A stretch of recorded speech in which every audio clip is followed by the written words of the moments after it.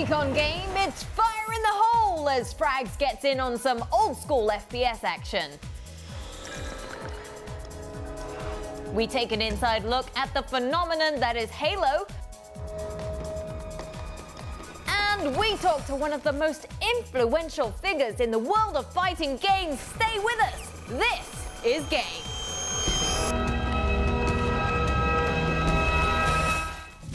You are watching Game. Thanks for joining me, Kelly, for another half hour of glorious gaming goodness. God save the games. It's all a bit bonkers here this week as we go bang, boom, blast with some rather epic titles. So grab those Kevlars and stock up on the grenades. But before we hit the front lines, we'd best get an update on enemy movements. It's fresh from the press. It's a look at the headlines. We begin the headlines this week with a warning. Having fun on one of those online games? Well, it might just be time for you to change your password. The online world isn't quite as safe as it used to be, with yet another game suffering a security breach. This time, it's Guild Wars 2.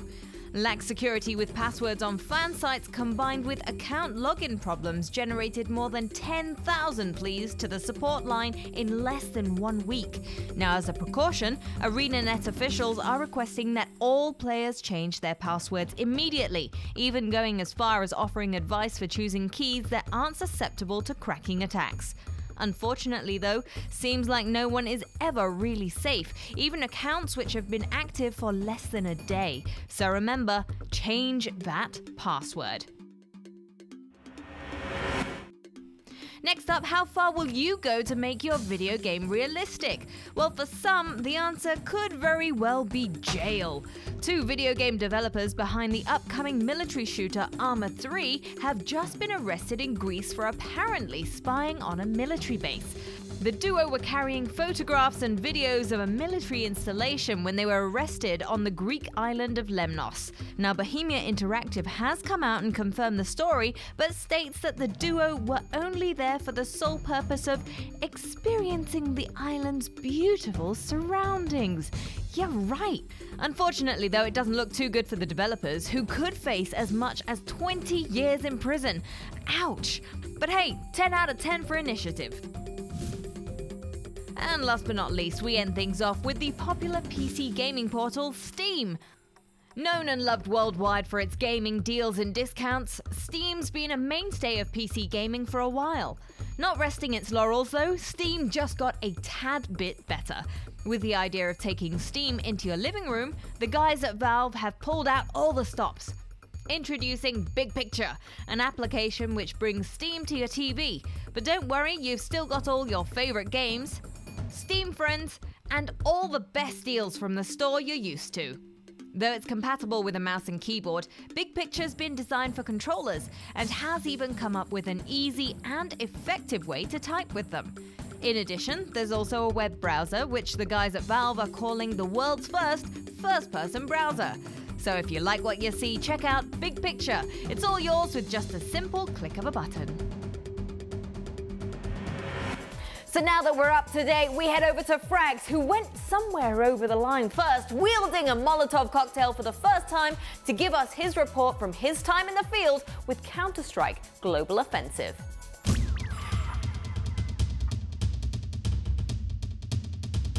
Well, hello my fellow console jockeys and jockeyettes. Frags living large in the gaming room. And it's great to be back because in today's Game and Review, we get to pick apart one of my favorites growing up.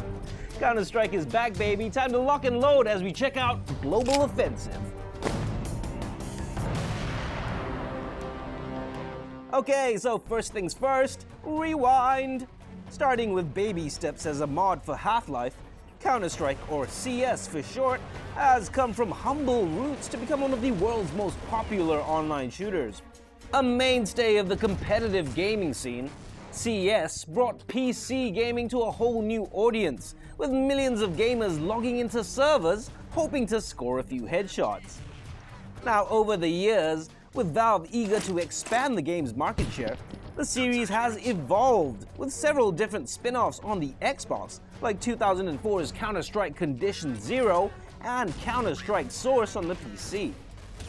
Now fast forward some 13 years and Valve has promised the most comprehensive version of CS in the form of Global Offensive, a game which looks to combine all you loved about the series over the last decade into one convenient pack across all platforms, the PC, the PS3, and the Xbox 360. But the penultimate question is, how does it all play? And more importantly, is this game any fun or worth the $15 that they're charging? Well, stick around because you know what? The bomb's been planted. Beep, beep, beep, beep. And I got nowhere to go, so let's check in with Counter-Strike Global Offensive.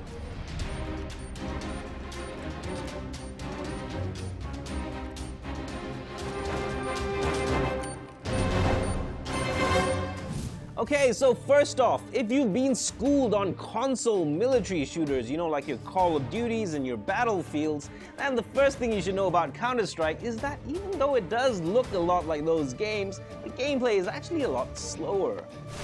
Now, as far as gameplay is concerned, CSGO is pretty much a tribute band in all aspects. This is old school like some of us remember it, so don't expect things like experience points, kill streak perks, or even any sort of character progression. Counter-Strike has always been the epitome of a team game, and doing the lone wolf thing, well, let's just say it's not advised. Now, the biggest change this time for most gamers will probably be the graphics, even if they don't look all that different from 2004's Counter-Strike Source on the PC. Fans of the original will instantly recognize old maps which have been given a new coat of paint, and in general, the presentation of the whole package is a lot slicker, with the addition of kill cams, improved character models, as well as a host of new sound effects and voices to the package. I am planting the bomb. In addition, alongside Counter-Strike's standard playlist of demolition and hostage rescue maps, you've also got several new game modes which act as a nice distraction. Arms Race gets the bunch of you in a small arena, with players switching weapons instantly after getting a kill.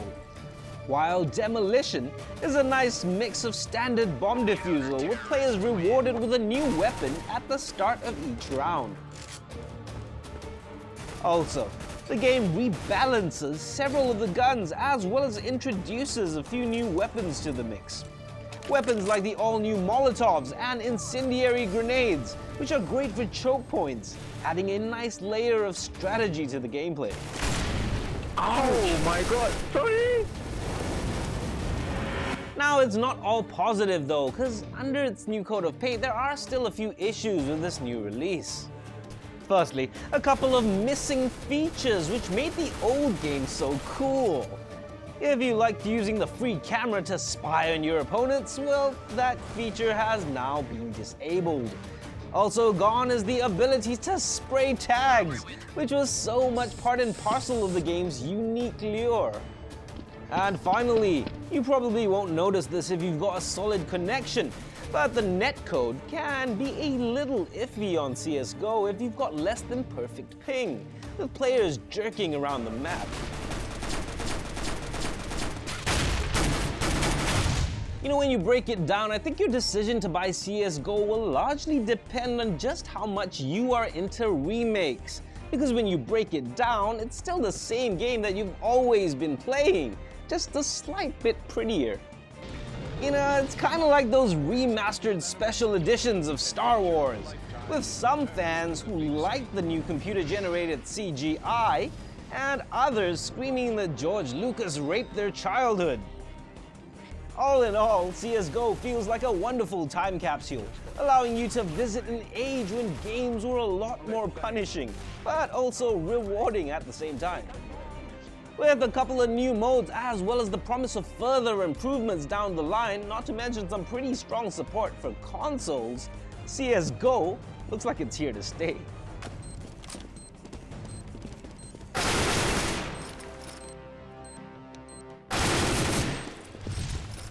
You know what? The Arsenal mode sounds like a lot of fun to me. You can make use of a variety of weapons to really test your combat skills, and it'll make the game either more challenging and also possibly more frustrating. Well, at least for the likes of me anyway. Also, good news is that CSGO's development will be ongoing, so you can expect it to get better and better as it goes along. You can track those updates on the Valve Product Updates channel. Right, so we're going to call it truce for 2 minutes whilst we take a break, but don't worry, we'll be back. And when we return, there'll be no shortage of explosive action as we pay a visit to Master Chief and plenty more big bangs to come. Stay with us, only on Game.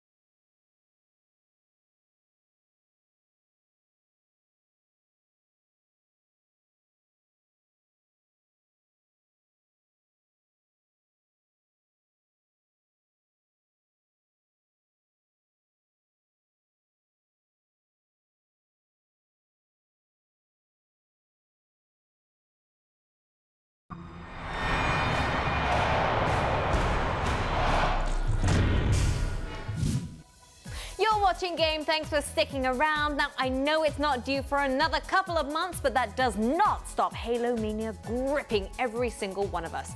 It's probably going to be the one game this year that might just make us say, Diablo, what? And until November 6th, we're going to keep teasing you with the Chief. So here's a look inside the man of Halo 4.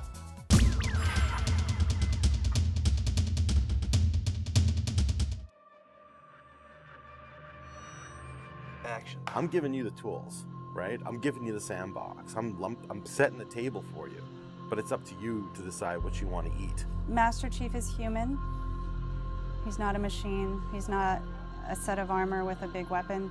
He's a human with resilience and courage. You know, and I was so looking forward to this moment because for Master Chief, you know, the stoic soldier, the man of few words, all that. But there was this progression, you know, in terms of his emotional side, even through the first 3 games. But this was going to be the great leap. What happens when that soldier starts to discover his humanity? The Master Chief has settled into this comfort zone of being the hero. You know, it's how do you have a hero's journey when he's already a hero? Where does he still need to go as a human? That became the key to not just the story of Halo 4, but the entire trilogy.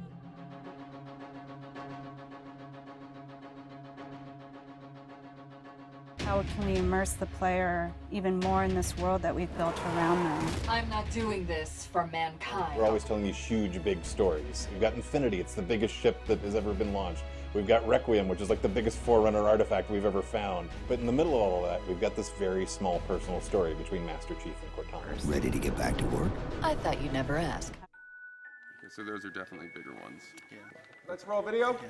So this will be just video and audio only, no face, no mocap.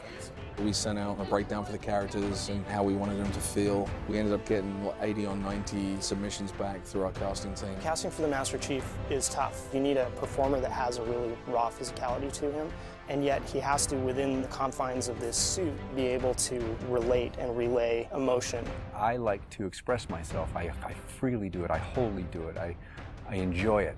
And so pulling back on all of those instincts is what's required to play him. Imagine that translating to a 3D model with huge armor and making sure the personality of Chief's movement comes through that armor was really critical. And that really came down to Bruce's acting, his physical stature, and really his physicality as he went through all of the performance. You'll never see his face or hear his voice, but all of the other actors that are playing off of him have received so much from him in their performances, and I think that they would all agree with that. The irony here, right, is that we have a character who's not human at all in Cortana. I was put into service 8 years ago. She is the most human character that we have in the story. Right? She's struggling with her own mortality. AIs deteriorate after 7, Chief. That's something that everybody struggles with. That's the most, human it gets. If we can just get back to Earth and find Halsey, she can fix this. Everyone has to figure out what it means to die. We were looking for somebody who really could bring just fire and stuff that's required for some of those sequences. We needed to make sure we found someone that had some innocence to her, but also could be very strong at the same time. If you imagine that you could have 20 emotions at one time, she has that. I will not allow you to leave this planet! She's really the heart of the game and the heart of Master Chief. I didn't mean to. I didn't mean to do that. Cortana is certainly our biggest human connection, I think, with the entire story. What you experience is her taking care of you as a player from a gameplay perspective, but I think you also start to get a sense of how she takes care of the human side of Chief. You do know you don't have to wait until the last minute just to impress me, right? In many ways, Halo 4 is the first act. We want a player to be able to ask themselves what it is to be a hero. Is the sacrifice worth it? I often think of him as like Atlas, like he's got the weight of the world on his shoulders all the time. Chief and Cortana are the same person, but she has always been the reflection of his humanity. People don't play Halo to watch a soap opera, and yet you don't want to just be kind of pulp. To me, it's a natural progression of this story, and it takes this relationship to the place it should go to. Don't make a girl a promise you can't keep. Master Chief showing us that heroes are still human after all. Now, big guns make big bangs, and that is what is next. A look at a couple of games that will blow your mind in the coming months, and it looks like the future is lonely in The Last of Us.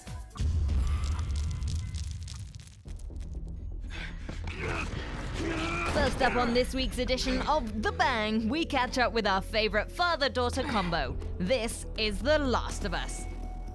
An action survival adventure brought to us by the same guys who gave us the award-winning Uncharted series. Move over, Drake. Looks like there's a new hero in the house. Now, after a whole lot of wrangling, the developers have finally confirmed that players will take over the father figure, Joel, with the computer AI controlling 14-year-old Ellie. Ellie! I'm here. Oh, God.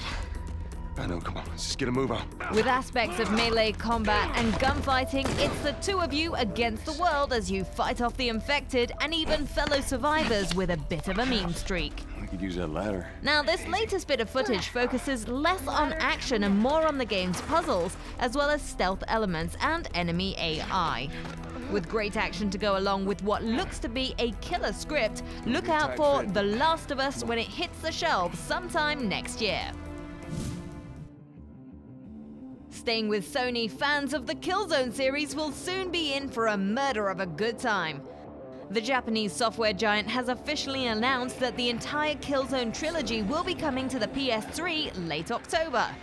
Set to come with Killzone HD, a remastered version of the popular PS2 original, as well as Killzone 2 and 3. The full set will also include all the map packs for the last two games, meaning tons of multiplayer fun for your whole Helghast family. Hooray! Also new is the addition of PlayStation Move support, allowing fans to play all three games with the wand-waving motion sensor controller, all in full stereoscopic 3D. And tailing this episode of The Bang, we end things off with an interesting mix of shooty bang bang and real-time strategy. Feast your eyes on Natural Selection 2. Originally built as a mod for Half-Life, Part 2 continues with the ongoing war between the alien race, Kharaa, and the human Space Marines. Now this latest trailer shows off a brand new exosuit which hopefully balances the scales in humanity's fight for survival.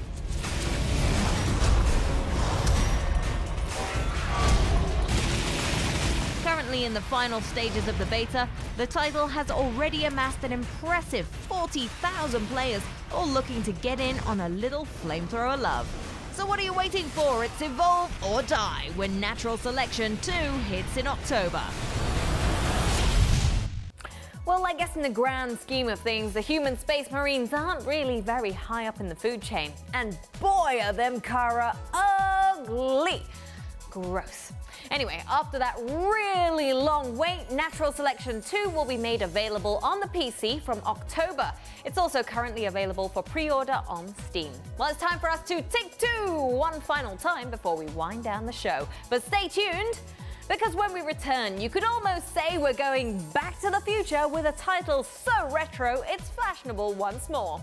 A sit-down with Katsuhiro Harada up next on Game.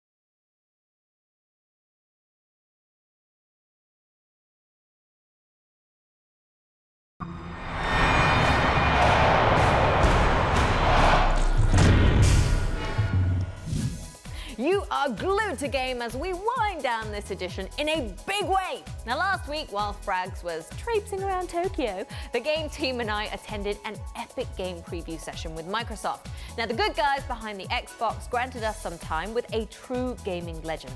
17 years with a single title is no mean feat, and Katsuhiro Harada is as famous as the title he's worked on tirelessly.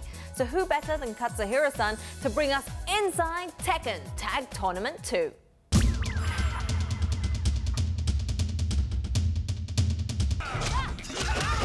When it comes to fighting games, you can't really have a conversation about the genre without mentioning Tekken.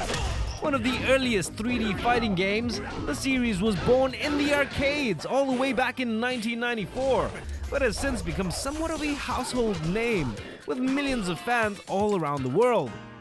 Set against the backdrop of a yearly Kumite, Tekken was all about fighters from all corners of the globe duking it out to see just who's the best. But aside from its story, another important reason for its popularity was because of its accessibility and depth. Because here was a game which took only a minute to learn, but a lifetime to master.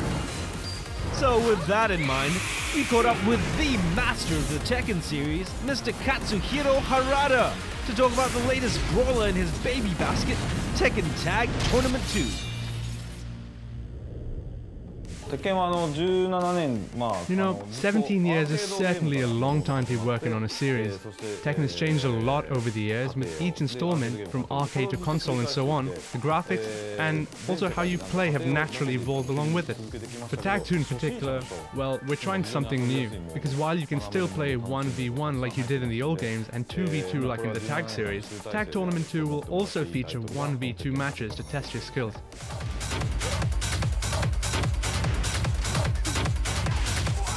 As far as fighting games go, there's plenty of content in Tag 2 for people who aren't even necessarily hardcore fighting game fans. But for me, the one thing that really stands out is the Fight Lab mode. Now here's something I'm really proud of, because you see, fighting games have always had tutorials, but they've always been rather dry or even boring. Fight Lab mode in Tag 2, however, is quite unique in that it allows you to play story-based mini-games, letting players enjoy the game but also learn the mechanics at the same time. You can also customize your own fighter's techniques. As you progress through the mode, you'll pick up different techniques from each character that you can put into the single combat play. It's a great way to learn and certainly something quite unique that I hope will appeal to the wide variety of players.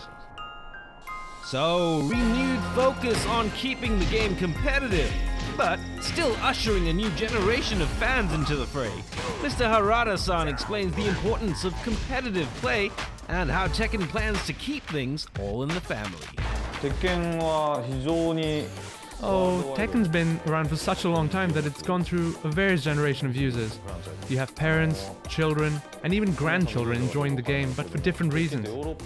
Older players who started off in the arcade, well, they're used to very competitive gaming against other human opponents. But when it comes to the new generation of gamers, while they still have a keen interest in competing in tournaments, they don't necessarily have the same infrastructure on an arcade or people to teach them. So my intention was to bring that aspect to consoles, teaching gamers how the game works before jumping straight into the tournament.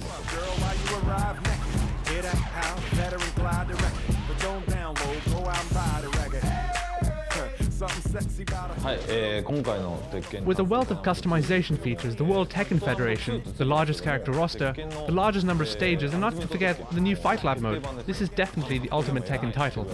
Plus, we'll also be releasing a bunch of free DLC after the game's release. Characters, stages, and other content we've yet to reveal, so do look out for Tekken Tag Tournament 2. Thank you.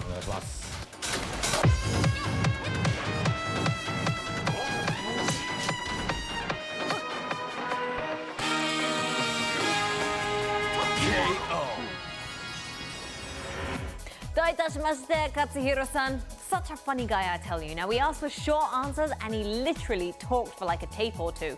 That sort of passion, though, is something to be admired. And if you admire us in the same way, then prove it. You can catch backdated episodes of Game on espnstar.com/game, or you can tell us how much you love us at facebook.com/game. Or you can tweet it loud and proud at twitter.com/ESSGame. That's all we've got for now, guys, but we'll see you again next week for more glorious games. Check you later, lads.